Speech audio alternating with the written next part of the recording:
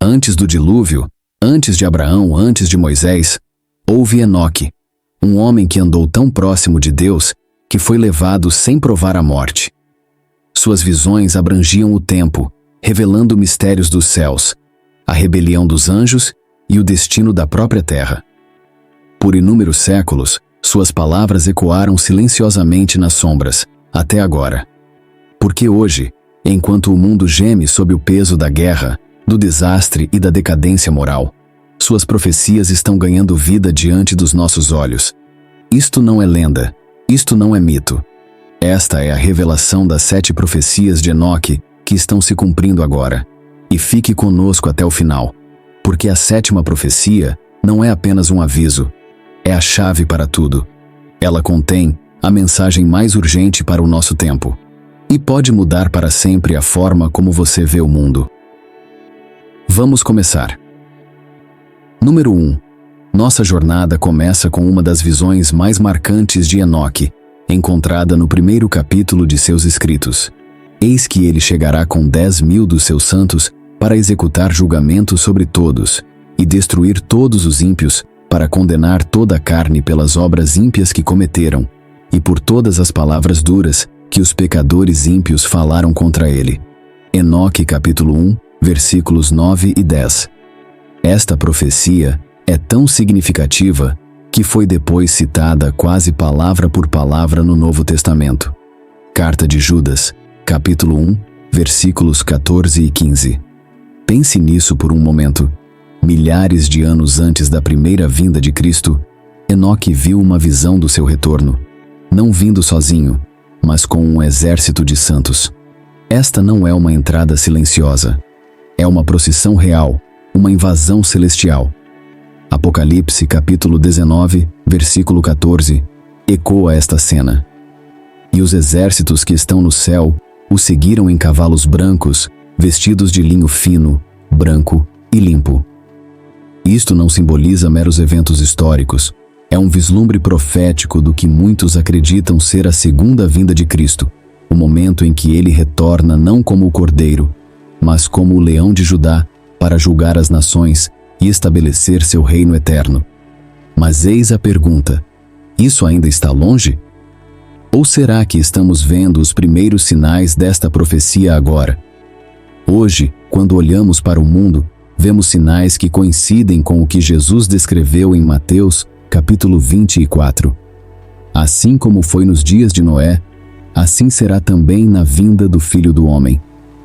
Nos dias de Noé, havia violência enchendo a terra. Gênesis, capítulo 6, versículo 1. Corrupção generalizada e anarquia, zombaria da verdade de Deus. E isso não é exatamente o que vemos hoje? Agitação global e guerras, desastres naturais aumentando em frequência e severidade, decadência moral tão profunda que é celebrada em vez de lamentada. Seriam esses os tremores do rei que se aproxima? E note que a profecia fala dos santos que vêm com ele. A palavra grega usada em Judas, hagios, pode significar anjos, mas também pode significar crentes santificados.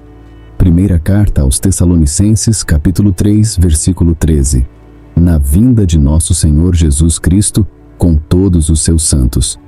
Será que aqueles que morreram em Cristo e os próprios exércitos celestiais o acompanharão em glória? Esta não é apenas uma visão do fim, é uma promessa aos fiéis. Quando Cristo vier, não virá silenciosamente. Os céus se partirão. Os exércitos de Deus cavalgarão, e todo olho o verá. Apocalipse capítulo 1, versículo 7. Eis que vem com as nuvens, e todo olho o verá.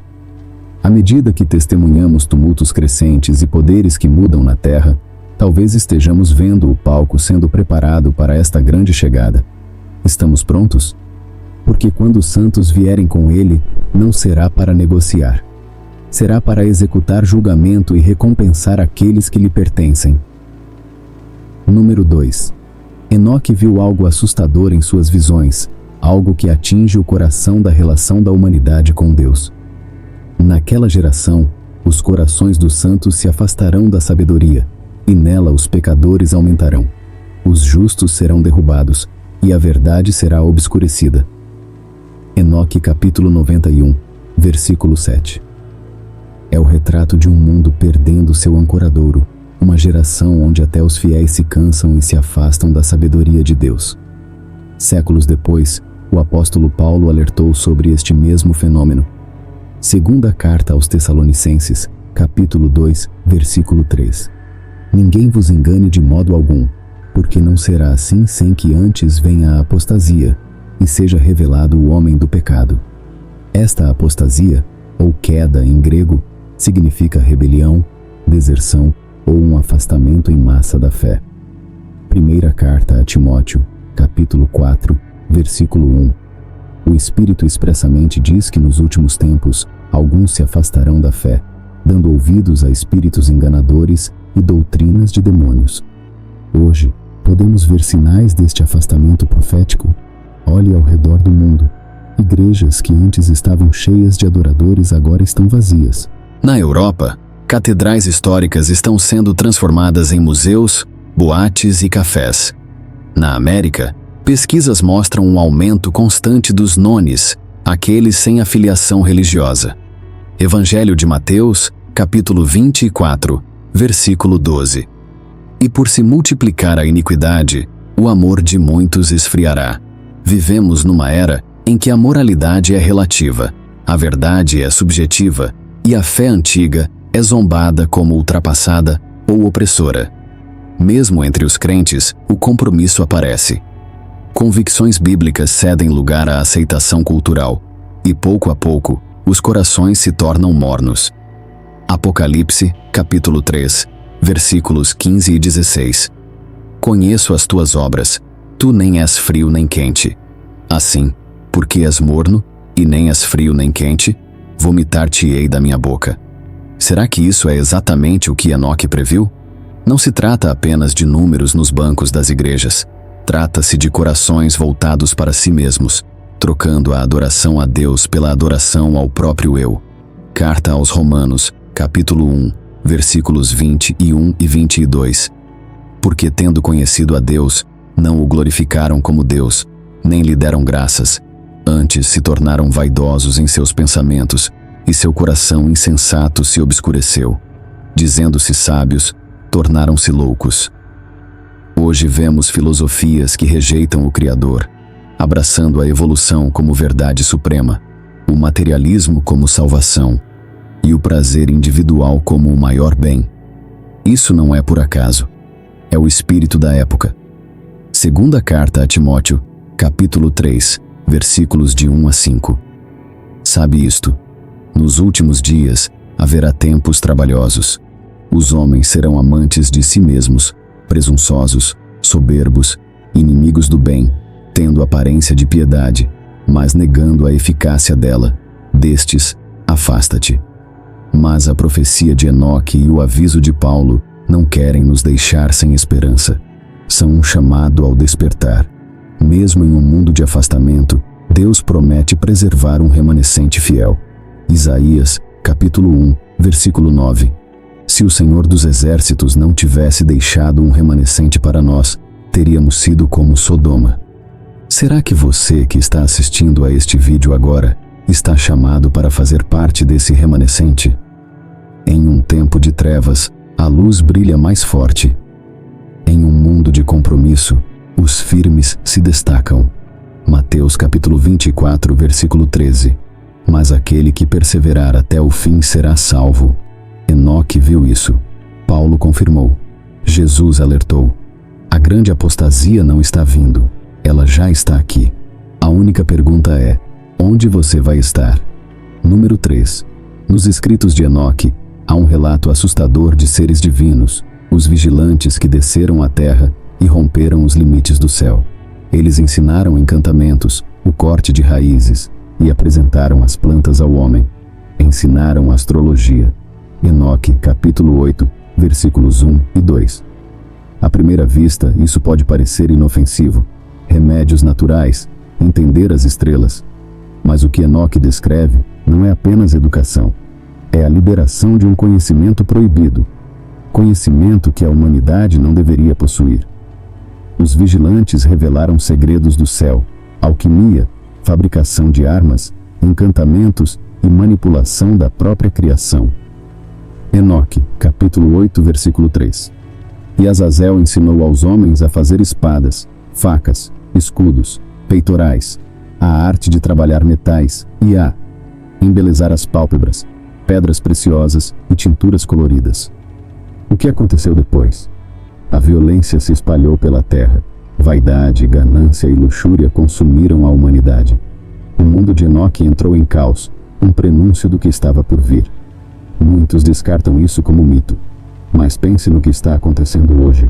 Vivemos numa era onde o conhecimento explodiu a uma velocidade inimaginável há apenas um século. Daniel capítulo 12, versículo 4. Tu, Daniel, guarda estas palavras e sela o livro até o tempo do fim. Muitos correrão de um lado para outro, e o conhecimento se multiplicará. Considere estes paralelos modernos: modificação genética, tecnologia CRISPR, editando o próprio código da vida, alterando o DNA em humanos, plantas e animais. Será que esse conhecimento está ecoando o ensino dos vigilantes sobre manipular a criação? Inteligência artificial, máquinas aprendendo, pensando e até substituindo funções humanas? Estamos construindo algo que não podemos controlar. Computação quântica, liberando um poder de processamento inimaginável, abrindo portas para realidades além da nossa compreensão. Tecnologias secretas, avanços militares, sistemas de vigilância e experimentos escondidos do público. Os vigilantes deram à humanidade ferramentas para as quais não estávamos preparados, e a história pode estar se repetindo. Mas há uma camada espiritual mais profunda. Gênesis capítulo 6, versículo 4. Naqueles dias havia gigantes na terra, e também depois, quando os filhos de Deus coabitaram com as filhas dos homens. Essa troca entre o céu e a terra gerou híbridos nefilins que corromperam o pool genético humano. Será que a ascensão da bioengenharia moderna é a segunda tentativa da humanidade de cruzar esses limites? Jesus advertiu sobre esses tempos em Mateus, capítulo 24, versículo 37. Assim como foi nos dias de Noé, assim será também a vinda do Filho do Homem. Nos dias de Noé, o conhecimento proibido levou à corrupção moral e física tão grande que Deus limpou a terra com um dilúvio. E agora, segundo alguns cientistas, o conhecimento dobra a cada 12 horas. Temos o poder de criar ou destruir civilizações inteiras. Será que isto é o ressurgimento do conhecimento dos vigilantes? Antes proibido, agora abraçado como progresso. Aprendemos com a história? Ou estamos repetindo-a? A visão de Enoque não é apenas um aviso, é um espelho. Ela nos força a perguntar: estamos usando o conhecimento para a glória de Deus ou para a rebelião? Estamos avançando a tecnologia para curar ou para controlar? Provérbios capítulo 1, versículo 7. O temor do Senhor é o princípio do conhecimento, mas os insensatos desprezam a sabedoria e a instrução. O conhecimento não é mau, mas sem sabedoria torna-se uma arma. À medida que o conhecimento cresce nestes últimos dias, devemos lembrar que o que os vigilantes ensinaram levou ao julgamento. O povo de Deus deve permanecer alerta, discernindo e ancorado em sua palavra. Colossenses capítulo 2, versículo 8. Cuidado para que ninguém vos engane por filosofias e vãs sutilezas, segundo a tradição dos homens e os rudimentos do mundo, e não segundo Cristo. Somos chamados a buscar a sabedoria celestial e não o conhecimento falso dos anjos caídos. Será que estamos testemunhando o cumprimento da profecia de Enoque? O aumento do conhecimento proibido é um sinal dos tempos finais? E mais importante, você estará pronto quando a sabedoria e o conhecimento forem testados como nunca antes? Número 4. As visões de Enoque não pararam com os dias de Noé. Ele viu algo ainda mais aterrorizante, algo que vai muito além do antigo dilúvio. Pois as águas do juízo serão para sua cura e para a morte de seus corpos, e não haverá escape para eles. Enoque capítulo 67, versículo 10. Enoque previu 2 julgamentos, um pela água e outro ainda por vir, desta vez pelo fogo.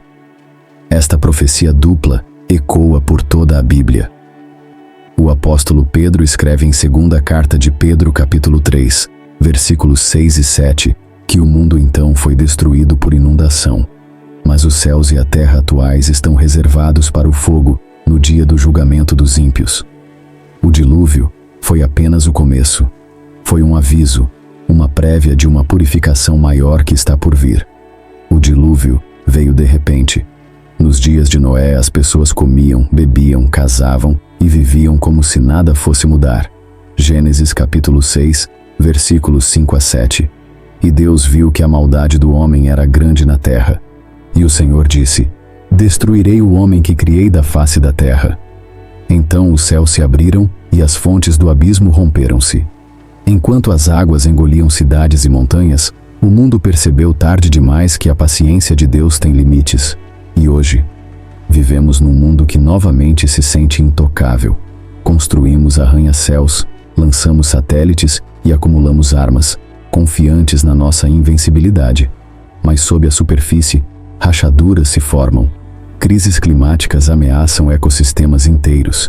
Incêndios devastadores consomem milhões de hectares a cada ano. Terremotos, inundações e furacões se tornam mais frequentes e intensos. O colapso social ameaça com agitação política, instabilidade econômica e decadência moral. Seriam estes avisos, ecos da visão de Enoque, sussurrando que a Terra não é eterna em sua forma atual? A profecia de Enoque aponta para uma verdade sóbria. Assim como a água uma vez limpou a terra da corrupção, o fogo um dia a purificará completamente.